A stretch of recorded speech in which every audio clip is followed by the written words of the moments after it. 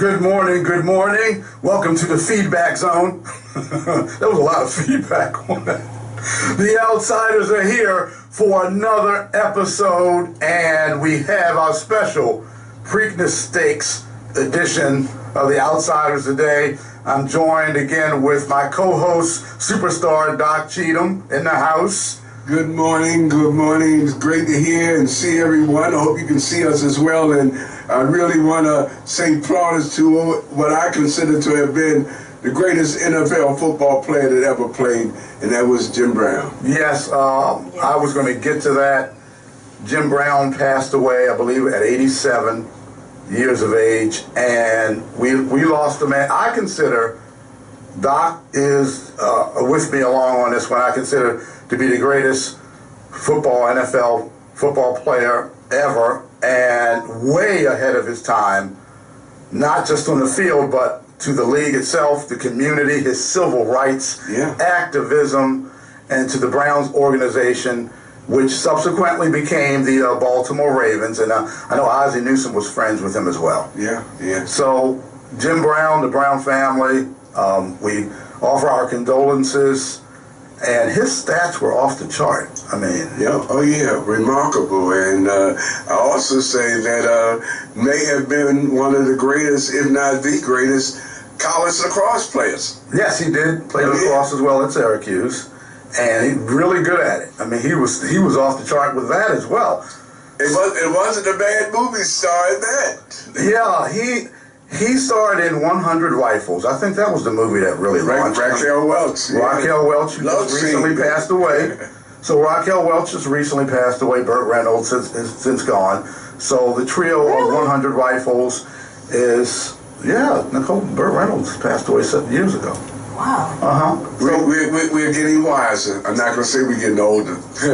So that trio, and Jim Brown's passed away. And I also have to say, very, very special. That's why I have on this shirt, and we do have our YouTube and Facebook audience. I have on my Superstar Billy Graham style shirt, because a superstar with the posing. I got to show everybody with the guns, and I got to do a little posing. All right now. And the guns, and I used to be a competitive bodybuilder, so I can do that. But this guy, Superstar Billy Graham, who I first remember as a catalyst to I love the professional wrestling sports entertainment, and he passed away this past Wednesday as well at the age of 79, and he actually took Bruno Sammartino's title back in 77 to capture the then WWF title. Okay. He's also on my personal wall of fame at my home as well. In the man cave, and that one hurt too. I got 2 heart punches this week. Okay. And I wonder if I could make a real quick announcement. Our neighborhood association, Matthew Henson Neighborhood Association, we kicked off an initiative that we will run from now on probably until the summer, and that is that we're encouraging people to call Governor Wes Moore. The phone number is 410-974-3901. Again, Governor Wes Moore, 410-974-3901. And we're asking him, everyone, Dottie, and everybody, to encourage the governor to live up to the assurance he gave us as a community that he would help us get a food market. Well, so we started calling him. We're going to pass out palm cards starting today at my park and playground, the 24 commandments on how to be a good neighbor. And one of those issues on being a good neighbor is to call the governor and say, Governor, we've not had a food market for 8 years for some, 20 years for others. That's ridiculous. And we're saying we have a location, the 1500 block of McKean and Monroe, where we want to build a food market. And Governor, we're asking, many of us supported you. I publicly endorsed you. And we're asking for your help, Governor. We need a food market. And thanks for the opportunity, Robert. Governor Wes Moore, listen up, Governor Wes Moore. They need a food market. Did he make a promise for that, or did he? I don't want to put him on the spot and say he'll probably, but he did make an assurance, and it does appear in a major Afro article with his picture that he is in support of the efforts by the community to bring a food market back. Okay, well, use your efforts and use your office the way you use your efforts in your office to try to stop the boost or the boost program for the low-income people. So just use it in a positive way this time. Okay, so thanks for that announcement. Thanks for the opportunity. For getting that out. Sean, thanks so much. You're the co-host. You're the co-host of the Outsiders. Okay, we get this stuff out. And I want to talk about briefly, there have been two of the black gentlemen, and oddly enough, these gentlemen are in the GOP, the Republican Party. Okay. And the first one is Tim Scott. Tim Scott from South Carolina. He's a black Republican. He's a senator from South Carolina. He's announced his run for president. So he's put his hat in the race, and he's going to go up against, I guess the other, I don't know if the others are going to announce soon, but Tim Scott, and also you have another African American, you have a black gentleman, Daniel Cameron, making history. First in the state's history, Kentucky. He won the GOP nomination for governor of Kentucky, so he'll be going educated me today. I didn't know that. So we have, not just on the Democrat side, and we'll be talking about the Democrat Party a little bit later on, but we have Tim Scott and we have Daniel Cameron, two African-American gentlemen who are making history. Well, Daniel Cameron certainly is doing that as well. I think diversity is very much needed in all campaigns, diversity of all parties, race, sex, whatever your preferences for anything. I think we need as much diversity in elections that we can get, because I think it forces better candidates. Diversity in the parties, diversity who to pick, and as long as you have good ideas and you have the ability to implement them, it's the citizenry that's important. Those ideas, good ideas, to implement them, and you're a decent person and you're not corrupt. I'm not going to name names. There's so many in Baltimore. I think I may get myself in trouble. That's a who's list of corruption. But I have suggested publicly on a number of shows that I am encouraging members of the Republican Party that are here in Baltimore City, that one of your options should be is to run as a Democrat, change the party, and then if elected, and that's the wish of the people, that you transfer back and be a Republican. It's clear that we have not reached the level of intelligence to vote for the best qualified, regardless of age, sex, race, or whatever. We are still voting for folks because of a D, because they're black, because they're white. We need to get out of all of that. You're getting in front of the story. We need to get all of that. We're going to talk about that later. Okay, I'm sorry about that. You're jumping the route. I'm sorry. That's okay. We are going to get into that later, but we have to. You gave me a card and I saw it. Grab it. We have to discuss the second jewel in the Triple Crown of Preakness. Now, this mage, I watched this race 2 weeks ago with the Kentucky Derby, and this horse was moving. Almost at the end, he kind of lost it. The other horse was catching up. But this mage, we're going to see what happens. I'd like to see another Triple Crown winner, and it is the 50th anniversary of, speaking of greatness, like with Jim Brown and Superstar Billy Graham, the 50th anniversary of Secretariat.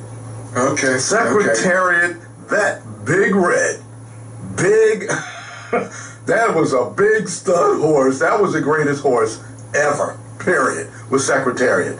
So how do you think things are going to go? It's only 7 horses. What is this? Well, it's 7, that's it. Doc Cheatham, this is one of the areas I kind of lay low and shut up. I don't know that much about horse racing. I've never been to Pimlico. I have seen horse racing, but never been at Pimlico. And people are shocked to hear that. You know that right now. And people are shocked to hear you say that. Yeah. I guess my biggest thing is that I have some real concerns about betting. I've seen it do a lot of damage in my community. And, as a community leader, a civil rights leader, I basically have taken a position not to be a bettor. Well, how would it see? I haven't been. I mean, my church, the Man of Bible Baptist Church, my grandfather was pastor of the church.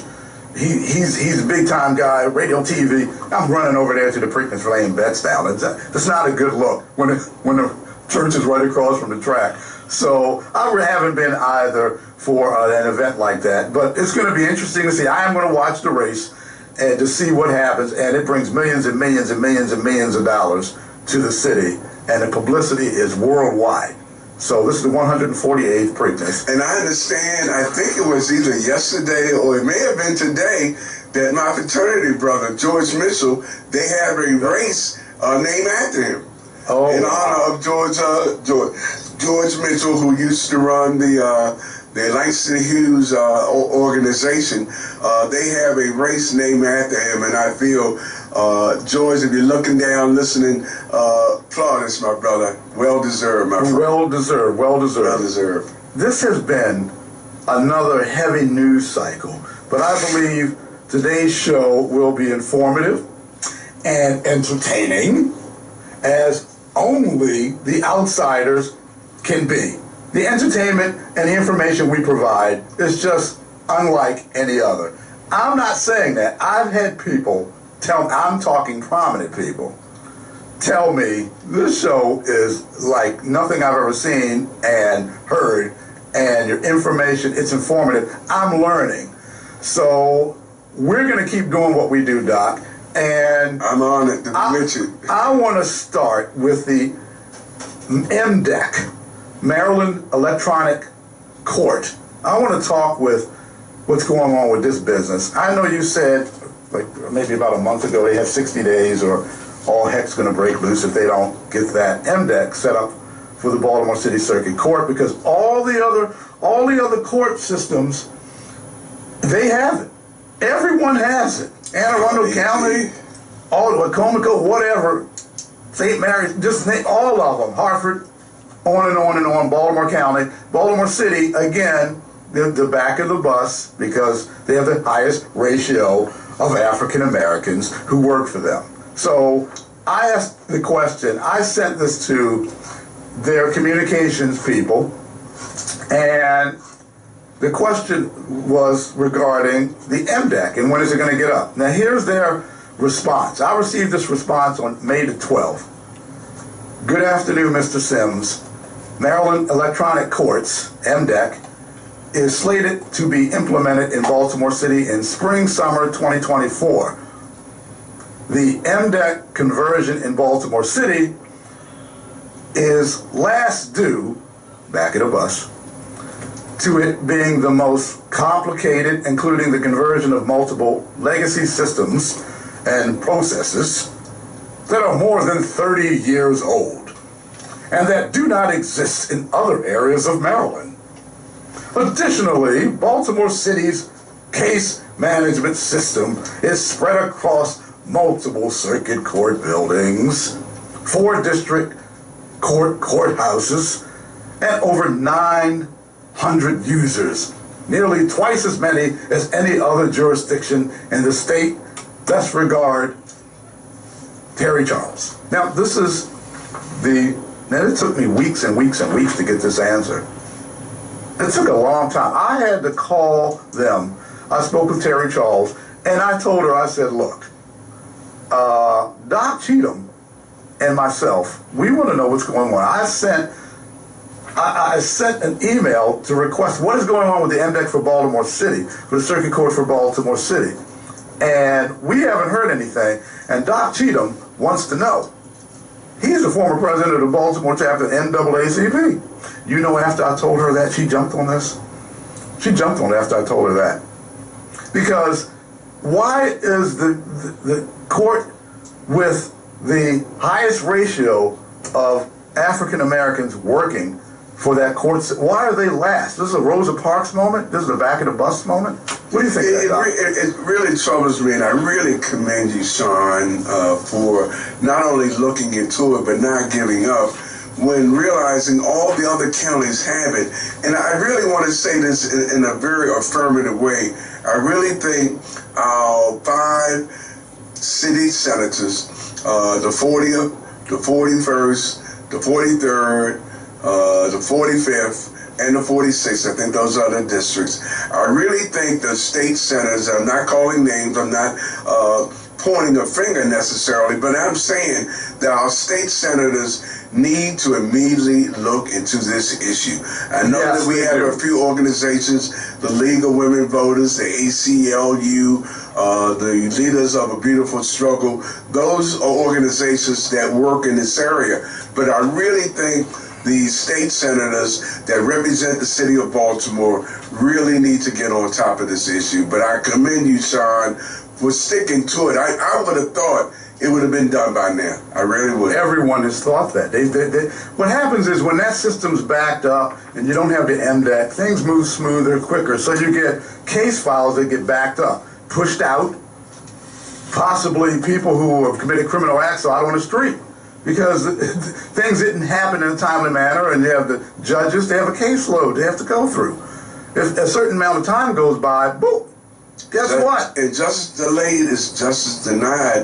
In this case, if the cases aren't brought before the courts, those cases are released, and then you have folks who may possibly be convicted in a court of law don't even get a day in court whether they're guilty or innocent because the system has failed them. And I'm saying to you, 5 state senators, you really need to look into this. This is really an injustice that's being done. And I'm hoping our new state's attorney for the city of Baltimore adds into the inquiry of why this is happening to our city. Wouldn't you think that he would want to have a better system with the circuit court if you're the state's attorney? Don't you want to have a quick turnover ratio? Don't you want your numbers to be better? That's going to hold up. That's gumming up the works.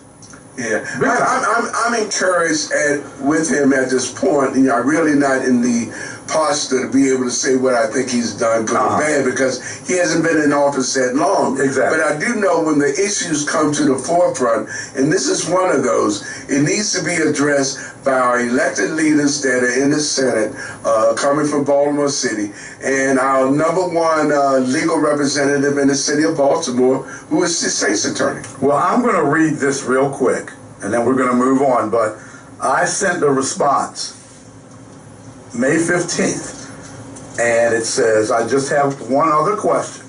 This is to Terry Charles as well. She's a communications person and it's with the state. Are there any other reasons why the MDEC system for the Baltimore City Circuit Court is being delayed? Question mark. The reason I am asking this question is because my sources have told me that there may be a personnel issue that is another reason for the holdup.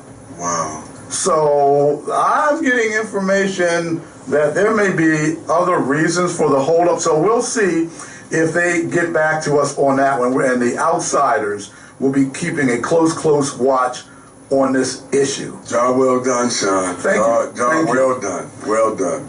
Well, the NRA is suing the state of Maryland. I believe rightfully so. This is a very controversial issue, and just like I sided against Governor Westmore on the boost issue, where he wanted to snatch funds out of the hands of low-income mothers and dads who want a better education for their kids, he now wants to snatch the Second Amendment rights away from law-abiding citizens so that they can't protect their families outside of the home where violence and criminals can, at this crazy juncture, violence can pop up at anywhere, anytime. And what I want to do is, I want to play a clip. Nicole, can you cut one, please? The NRA believes the law is unconstitutional, while Governor Westmore says it's needed as Maryland takes an all-of-the-above approach to combating gun violence. It prohibits a person from wearing, carrying, or transporting a gun onto certain property without the owner's permission, like schools, government buildings, and certain healthcare facilities. Recently, in terms of the Bruin case, Maryland is staying at the front edge, the cutting edge of everything we can do to make sure that we're keeping guns in the hands of lawful gun owners and out of the hands of those who have no business owning guns in Maryland. Against the state. In a statement, an NRA spokesperson writes in part, quote, Maryland previously had one of the most restrictive wear and carry permit schemes in the country. Now, in order to carry legally, Marylanders have to go through a process that's somehow more burdensome, lengthy, and expensive to get a permit, yet effectively doesn't allow them to carry anywhere in the state. The NRA is suing because this is illegal under the U.S. Constitution, but it's also important to note these laws defy common sense. Cross the line and place unconstitutional restrictions on a constitutionally protected right. In a statement to WJZ, Governor Moore's press secretary said, in part, the NRA thinks more guns on the street is the solution when that is actually the problem. Everyone understands these common sense bills will protect Marylanders and protect the rights of legal gun owners. And WJZ reached out to the NRA for a comment but did not hear back. Maryland's new gun laws are set to take effect on October 1st unless the federal court decides that some or all of those new laws are unconstitutional. Yes, that's a WJZ story. And I believe that it's unconstitutional. And Anthony Brown, the state's attorney, unlawful guns are unlawful out of the lawful hands of gun owners, and we want to keep. I don't know. He sounds like more like Anthony Fauci, but I don't know what that's all about. And I'm listening to him like he just completely contradicted himself. What are you talking about? I don't even get it. I hear people say that firearms, rifles, etc., that they are weapons for war. Well, let me explain to you, people, what they are. Yes, of course they're utilized in war. They are also weapons for protection. Okay, they are weapons for self-preservation. They are weapons to protect your family, to defend your family, your loved ones and friends. That's what the founders why they put Second Amendment in, so that you could protect and defend yourself. The British weren't allowing them to be able to do that. They were coming into the houses doing whatever they wanted and then just basically roughshotting things. And no, wait a minute, we need to be able to protect ourselves from activity that's going to hurt our family. So that's what they are weapons for. And my dad was an Army Ranger. And my grandfather served in World War II, I'll get it out, WW2, on Saipan in the Philippines. And yes, they use firearms, and I was taught how to use firearms. I'm a shooter, I can shoot. But what's going on here, the reason why he was on Saipan and getting shot at and dealing with daggone jungle is to keep and protect all these things. And Wes, what you're doing is, and you're a military guy, you're supposed to defend. My dad told me, he told me the oath that they took. You're supposed to defend and protect that Constitution. And for you to be doing this, and you are ex-military to be doing this is a disgrace. This is a disgrace. This is disgraceful. And then you're going after the Second Amendment when you were took an oath to protect the Constitution of the United States. Doc, I'm going to get off of my soap opera because Wes, frankly, is pissing me off. What do you think of this? Well, I'm going to probably add a little bit of more mud to this whole issue. I'm someone, I can't say I'm a constitutionalist, quote unquote, but I am very knowledgeable of the Constitution. My major concern with most of the issues that we address with reference to all of the constitutional amendments is the overwhelming majority of the amendments to the Constitution were written during times that are not the same that they are today. And I think that shows you that we have to be very careful how we craft the language that goes in these types of laws, because because here you have a 20-year-old. He has a AR, whatever that rifle number is, and he's standing outside of the bus stop because the law provides him that right. And I totally support the second the amendment to the Constitution. But my feeling is the overwhelming majority of the language that appears in the Constitution of the United States are not applicable today. And I think the majority of those amendments need to be revisited because some of them are so antiquated, it's unbelievable. Well, the Second Amendment, I believe that what this young man is doing is over the top. I believe it's an abuse of the Second Amendment because it's not necessary to do something like that. I don't believe that what he's doing is the right thing to do. It's not a good look. But I do believe that people have the right to protect themselves. And living in the People's Republic of Maryland, it seems like they want to snatch your right to be able to protect yourself. I don't know why. I don't know what it's all about. I don't know what kind of mess is going on, why they're doing this. And you have conspiracy theories as to why this is happening. But I believe that each person has a right to be able to protect themselves. If you have a permit to carry and conceal, you're a law-abiding citizen, and to go after law-abiding citizens and to have a session in Annapolis and to do nothing about the criminals and to have this embarrassing session in Annapolis, and then you got the nerve and audacity to then immediately turn around with this debacle in Annapolis, do nothing against the criminal to protect us, and then go against law-abiding citizens. Well, again, that's a bad look. Here's the one thing I would add, and I'm willing to debate any member of the House of Delegates or the State Senate representing Baltimore City, because I think this was one of the most unproductive sessions that has ever happened in the Maryland General Assembly. Yes. Especially when you look at the issue of crime and violence. You literally did little to nothing. You were down in Annapolis all that time, and you literally really did not address the crime and violence that we are experiencing here in Baltimore City in specific. No, they did not. It was a shame. It was shameful. And that's, again, Governor Westmore. Shameful act. How he okayed and thumbed up that session is a joke. Now, we're going to move to the topic we were talking about earlier, where superstar Doc Cheatham jumped the route. We're going to get into that, and I'm going to play this, so Nicole, you can relax. I'm going to play this. Okay. This is real quick to explain what we're getting ready to talk about. What Simms is doing. Because they have a narrative to push, and CNN's got a narrative to push. Yeah. Well, kind of in a way, because Joe Biden, he said he apologized. He said he actually apologized, but yeah, because he don't want to get rid of the black vote. Well, you can't. If Democrats, it's impossible to lose that black vote. You gotta come out with a damn KKK guy. You come out with a damn. You can come, man. You come out with a damn Klan outfit and still get the black vote. We just want equal.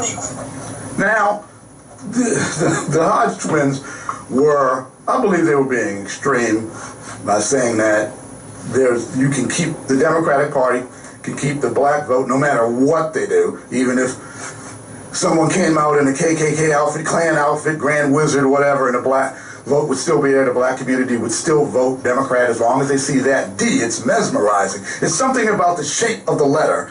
I don't know what it is. There's something about that goes out. I don't know if it's metaphysical world. I don't know if it's spiritual. I don't know what's going on. But when that D is there, it's just all common sense and rationality seems to just go out the window. And that begs the question, because my wife and I, we were talking about this. My wife and I debate things.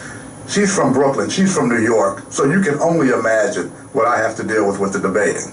So we debate, and I told her I was going to say this, we debate things that what's going on with this Democratic Party and the inner cities and the black community, and what would it take? What will it take for the black community to start seriously, en masse, looking towards another party? It doesn't matter, independent, green, Republican, libertarian, whatever, to just start turning their heads and say, let's start looking this way and to leave the Democratic Party and to do something different. What do you think, Don? Well, I look at three significant issues as it relates to the Democratic Party, which is the party in force at this point in time. One, we have an elected official who is, I don't want to say mentally incapacitated, but she's having so many challenges. This woman is in office, and we're not able to get her to do anything because she's not able to do it. And the United States Senate and Congress haven't even looked into addressing how do we get this woman out of office because she cannot perform. But then I look at what the Democrats have done to its own party. Two of the major issues that most African Americans supported, and the reason why they voted for Biden and his vice presidential candidate, were two issues still that have not been addressed. And I'm talking about the John Lewis bill and the George Floyd bill. So I'm seeing three major issues that the Democratic Party is not addressing, but guess who else is not addressing? The Republican Party. I would say, folks, we really need to get to the point in time. We don't care whether it's a Democrat or Republican, none of the above. We need to vote for the best candidate, black, white, straight, gay, male, female, whatever it is. We need to begin voting for the best candidates. And right now, Democrats and Republicans, both are doing us a grave injustice. And Lord knows it's going to happen in this upcoming presidential election. Woo! What the citizens have been getting, the black community has been getting, basically is the shaft from the Democratic Party. They say they're going to do this and that and the other. They promise a lot of stuff, make big promises. Like, for instance, I'm going to aim to reduce homicide, that's murder, by 15% each year of my term. The first year of my term, the homicide rate will be under 300. Okay, no, this is what I'm talking about. You got a guy who just lied. You know you can't do it. And then the way you're trying to get to, I don't even think he's trying to get to that 15% reduction. 206. See the number over there, folks? I'm going to point to it because it's going to be on each show. It's 206. That's your campaign promise number for year 3. Okay, Brandon, Slim Shady. So that's your campaign number for year 3. So you have people making big promises and what they're going to do, not backing them up. And then you have, whoa, wait a second, wait a tick. Didn't the citizens of Baltimore City vote to not have their conduit system taken over by BG&E? Over 75% of the citizens voted to not have that take place. And what did this person do, Slim Shady? Cut some kind of backroom deal, gave the citizens of Baltimore the shift, stabbed them in the back, and produced this deal with BG&E. Now they control our conduit system. This is what I'm talking about. You know what? Nicole, go cut to, please. Black community, right? We're trying to keep the black community within the Democratic Party. Maria, here's a newsflash. Black men are leaving the Democratic Party. I'm one of them. I left in 2020, and that's what's happening. If there is no black voting base of 90%, there is no Democratic Party.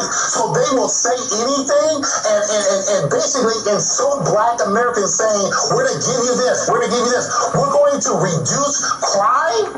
We're going to eliminate low-level crime. How does that benefit the black community? The black community, Maria, is terrorized by crime. Very simple. Public schools are horrific for black community. You cannot break the poverty cycle without having choice or charter school. Crime, Maria, black communities are being terrorized by crime. We want law and order. The homeless problem, it impacts black community. And more importantly, from an economic standpoint, inflation. We are struggling in this state. This state is horrific for people of color and people who are struggling. Those are the reasons why black men and women are leaving the Democratic Party, and primarily it's because of Donald Trump. Well, I don't know about the Donald Trump part, but I can say one thing for certain. That's Leo Terrell. He's a civil rights activist and an attorney out in California. And I believe what he's saying is true. Black folks are starting to leave the Democratic Party, not in mass, but the numbers are starting to trickle because they're getting sick and tired of being made promises and these horrible school systems. Dr. Mengele, Sonia Santelises of the school system should have been fired years ago. This woman's getting awards. This is the stuff that people see that the Democratic Party does, and they say, look, this is what we're talking about. So what do you think of what Leo said? Well, I look at it this way. I think there is a solution. It may not be the most viable solution, but I really think when looking at how we are voting here in Baltimore City, that one party has basically been in control for decades upon decades. I think the best way to do that is we're going to have to do something we've never done before, and that is to vote for folks regardless of D or R and let them decide what party they want to be at the end of the day. But I really think we need to encourage folks that are going to run for office. Give us your platform, give us your issues, put them in writing. Let us vote on the best candidate. And basically, I'm saying in Baltimore City, I know I'll probably catch holy heck about this, but I'm suggesting everybody register as a Democrat, since only people Baltimore City will elect is Democrat. I'm saying all the candidates run as a Democrat, and when and if you get elected, you decide you need to change. I like the fact that you thought that over and came up with some plan to change the system for the better. And that's what we need, because that's a very interesting idea. That's actually very well thought. I made a major mistake a couple of years ago. I was going to decide to run, and I was going to run for the Green Party. So I ended up changing my party affiliation, which was a major fault on my part, and I take the blame, can't blame anybody else. But what that actually did, it created a problem for me. I've been voting every year since 1971, first day, first year, first month that I could register to vote, and that was as a 21-year-old, because that's what the age was when I registered. Well, I ended up switching to the Green Party, so now I don't have a 100% voting record of having voted, because one primary election, I did not vote because I was in the Green Party. I had nobody to vote for that was running in the Green Party. They were running in the general election. So even though I should have a 100% voting record, I have a 100% minus one election because I was stupid enough to change parties. But I'm really thinking the solution to our problem, since people in Baltimore City are basically saying they only vote for Democrats, that I'm saying for the primary election, everybody be a Democrat. And whoever gets elected, if you feel you need to change to another party after the election, make the switch. Oh, I like that. It's like a Trojan horse move. Yeah, that's it exactly. Okay. Very, I like that idea. It's a good idea. We need other ideas as well. I mean, let's put it in the pot, because we have to do something to get this autocracy that we have with the Democratic Party. There's no competition. When you have, folks, listen, okay, when you don't have competition, then what you have is you have people who are in power, and they can utilize the power base that they have, because they don't have to worry about you going somewhere else. So when you vote and you keep putting them in, they have that power base. And remember, power corrupts, but absolute power, which is what the Democratic Party has here in Baltimore City, absolute power corrupts. Absolutely. Right, Brandon? Now, I'm going to get to the top person of the Democratic Party. And this is what, to give you an idea of where the Democratic Party is in their mindset. The leader of the party, what the leader of the party, how he really feels and what he really thinks deep, deep down inside. And it comes out. Nicole, cut 3, please. He knows better. Without a racist bone in my body, I've been involved in civil rights my whole career. You cannot go to a 7-Eleven or a Dunkin' Donuts unless you have a slight Indian accent. That's a point. I'm not joking. What? a slight Indian accent? What? Say, then watch the hair. I'm gonna come back up again. Hey, look at it. So I learned about roaches. I learned about kids jumping on my lap. And I've loved kids jumping on my lap. Did this dude say I learned about roaches? Yo, did he say I learned about roaches? What, from hanging with black children, from hanging with black families, you learned about roaches? What? Come on, man. We're gonna put you all back in chains. We're gonna put you all back in chains. Better than anybody else. And you don't know my state. My state was a slave state. My state is a border state. My state is the 8th largest black population in the country. My state is anything from a northeast liberal state.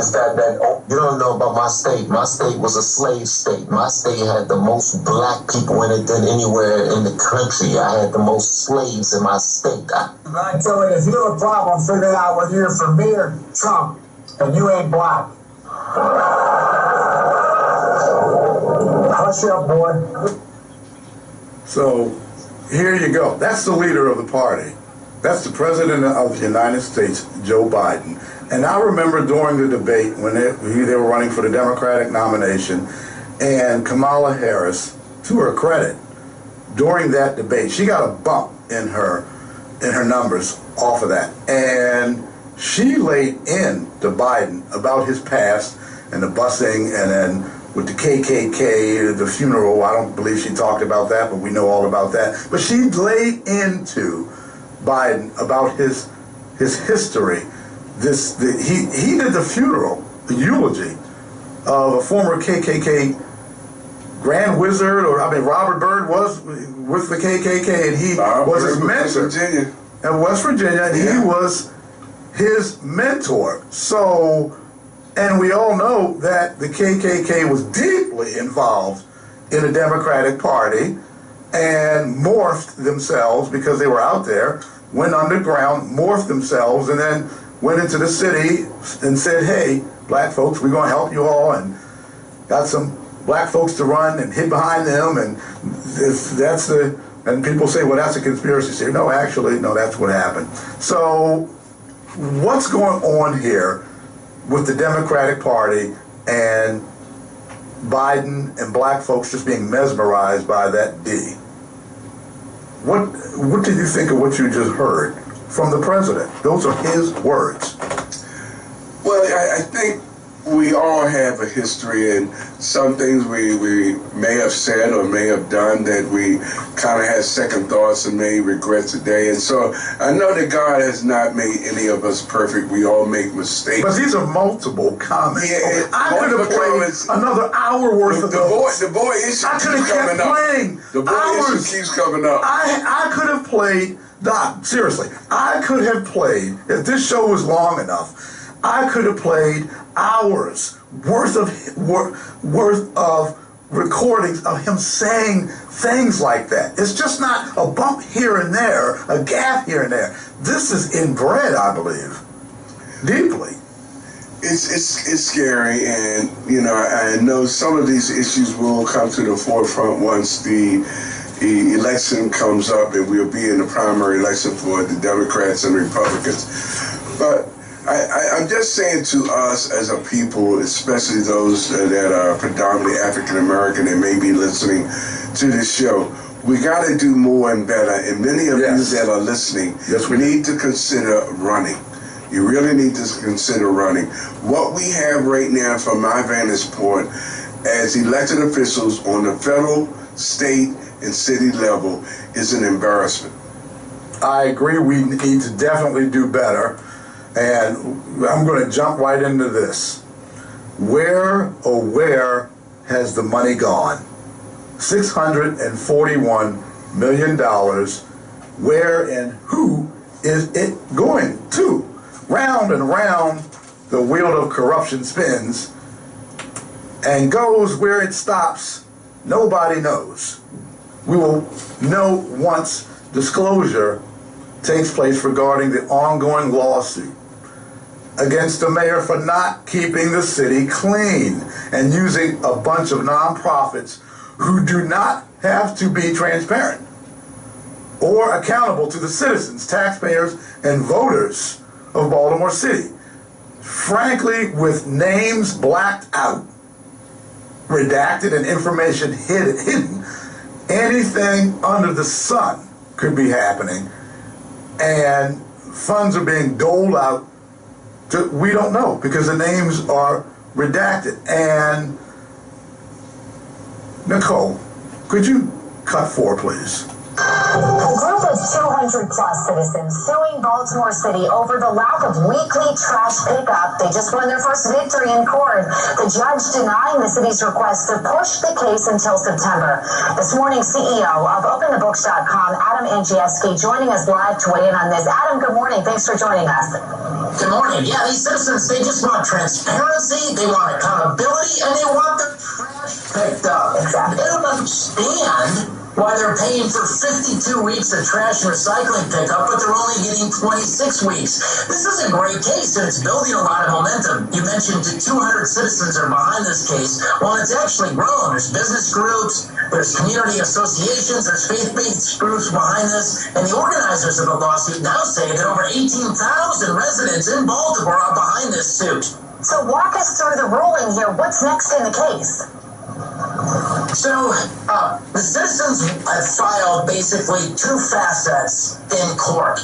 The first facet is a writ of mandamus, and what that would do, it would force the city to comply with the law. The law says weekly trash and recycling pickup. The second part of this case would be injunctive relief. It would be to stop the mayor's pet trash pickup projects like the Clean Court project that are outside of the normal budget Department of Public Works. The citizens don't understand why you have a budget of public works that has exploded on payroll over the course of the last decade and $641 million worth of federal funds, and their trash can't get picked up. Wow. Adam, I know you've reviewed the filings in this case. This is what you do. Do you think these citizens have a case? Yeah, I really do, and it's good news that Judge Martin Schreiber, he issued the first order on this case. The city pulled a trick. They assigned the case to a pregnant lawyer who was going to undergo a C-section. So the city argued to the judge they needed to push this thing till September. And the judge rightly called their bluff. He said, you have a law department, assign it to a different lawyer and get ready for the next hearing, which is in 2 weeks on May 26th. This case would be injunctive relief. It would be to stop the mayor's pet trash pickup projects like the Clean Court project. Well, I have here in my hands, this was in the Circuit Court of Maryland for Baltimore City, case number, I'll read it, public record, 24-C-23-001379er. Concerned citizens of Baltimore, petitioner versus mayor and city council of Baltimore, the respondent. And this Ebony Thompson, who's the interim, I guess, acting city solicitor. This is the person who handles the mayor's legal whatever problems, issues. And in this respondent's motion to dismiss petition for writ of mandamus and request for hearing, it has in section C, section D. I'm going to read it real quick. The writ fails to name a proper respondent. That's section C. So they're saying is that the writ doesn't name a proper respondent. This writ has not been filed against proper respondents, quote unquote, Mayor Brandon Scott and quote unquote, the City Council of Baltimore are not proper respondents to a writ of mandamus to compel a service administered, now listen to this, Doc, a service administered by the city's Department of Public Works. Now that's section C1. Now here's section D. This is what I found interesting. Now remember, she was with Venable Law Firm and she worked with BGE. I'm talking about Ebony Thompson. And section D. At this time, no relief can be granted as the city continues to do everything in its power to return to weekly recycling. Didn't they just say in a statement above that it's the city's Department of Public Works that administers it? That's called a contradiction, folks. The judge saw that. Agreed. Threw it, said, "Get out! Get out of here with this mess." That's a contradiction. How much money does she get paid? Who put this together? You're saying that it's administered by the city's Department of Public Works. Then you're saying in the next sentence, at this time, no relief can be granted as the city continues to do everything in its power to return to weekly recycling. Shouldn't that read the Department of Public Works continues to do everything in its power to return to weekly recycling? Yep. This is why I believe that the mayor and the solicitor, they're going to take a shellacking by the petitioners, the concerned citizens of Baltimore City, and the fact that you're going to have what is called, you're going to have a disclosure, you're going to have a transparency situation, because at that point they can look into the books to find out what happened with the $641 million. You have $641 million, but you can't afford to give the Department of Public Works the funds to pick up the trash each week per the charter? Doc, quickly, what do you think of that? Well, I think this is a viable issue, an issue dealing with trash, both on two ends, the weekly pickups and then the pickups of recycling. I don't have as much concern about recycling as I do the daily pickups that have to be done with the garbage. But I think both are viable issues that the city is not addressing appropriately. And, you know, they're playing what I consider to be games legally. You know, they're trying to double talk us. They're trying to send documents back to agencies that are suing them, and they're stalling trying to address the issue itself. Do we have a garbage problem, recycling and daily? The answer is yes. Then why don't we look for solutions rather than playing these legal games? And all that does is just make our citizenry just angrier and more upset with the elected officials that we have that are really not serving us. No, they're not. And we're going to go on record. Kai Jackson of Fox 45 News, I gave him a call. This was, I believe, in February. Fox 45 News ran a story on Clean Corp. And I gave Kai Jackson a call and left him a message because he didn't return my call because I wanted to talk to him. Because the outsiders, we broke that story. And they didn't give us any credibility, nothing. Credit, nothing on breaking that story. And Kai Jackson did not break that story. Fox 45 did not break that story. The outsiders did. And I'm going to go back in history to January the 28th. And Nicole, can you cut 5, please? State Senator Robinson, thank you for being on. Thank you for giving us your time and input. And you're going to hear from us again. We'd love to have you.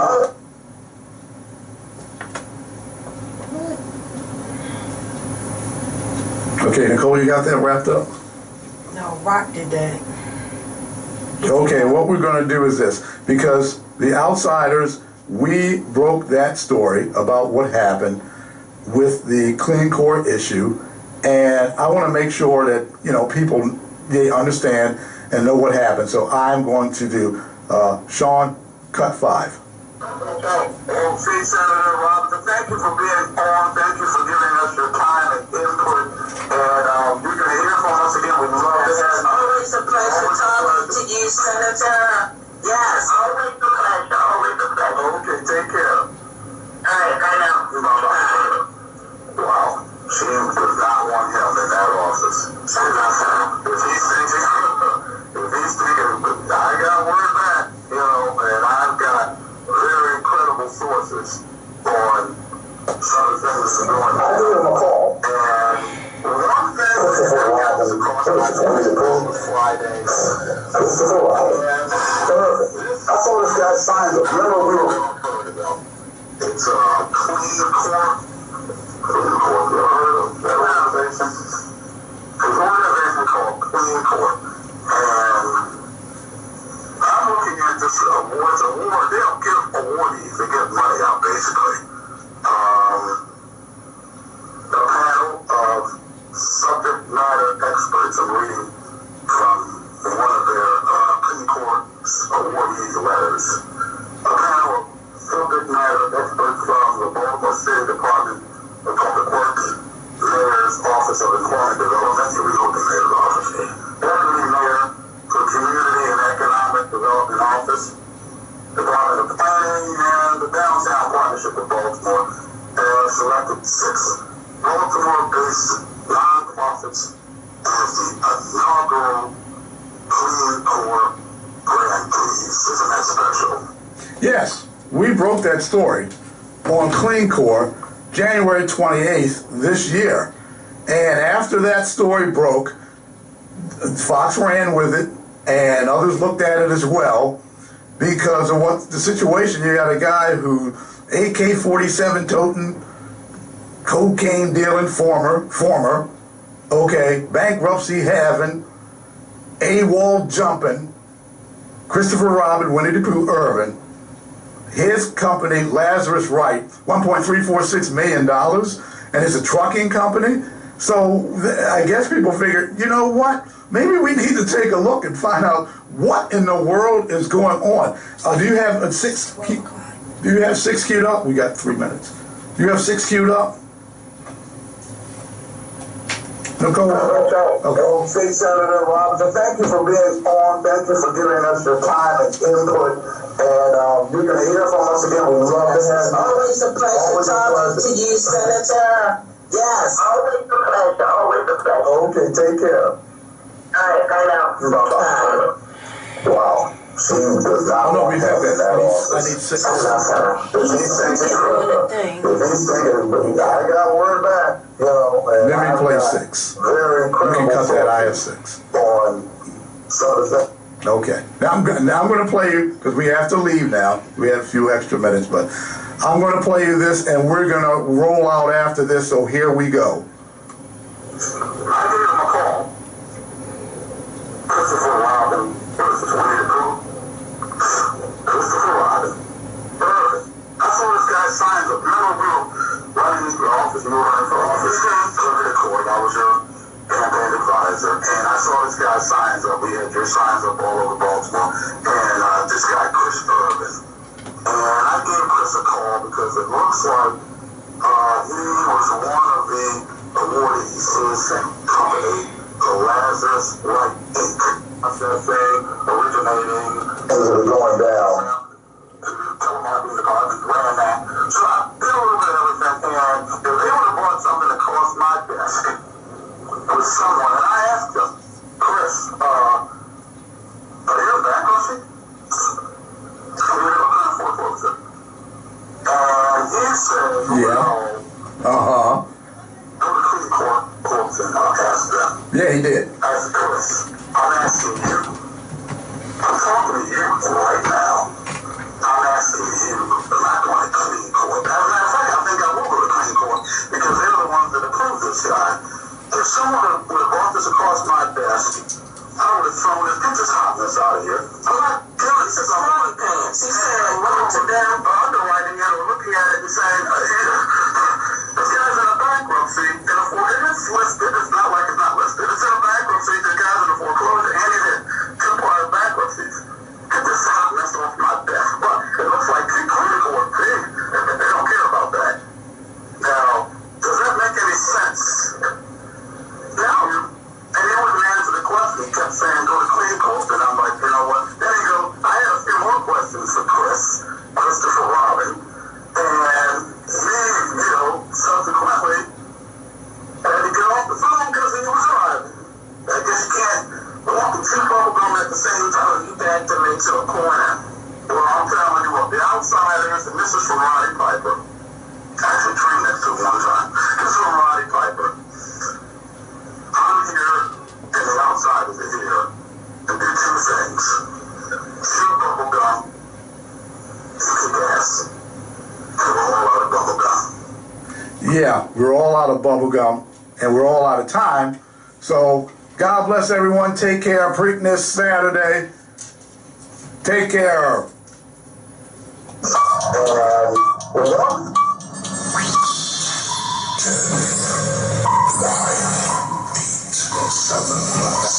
Yeah, right.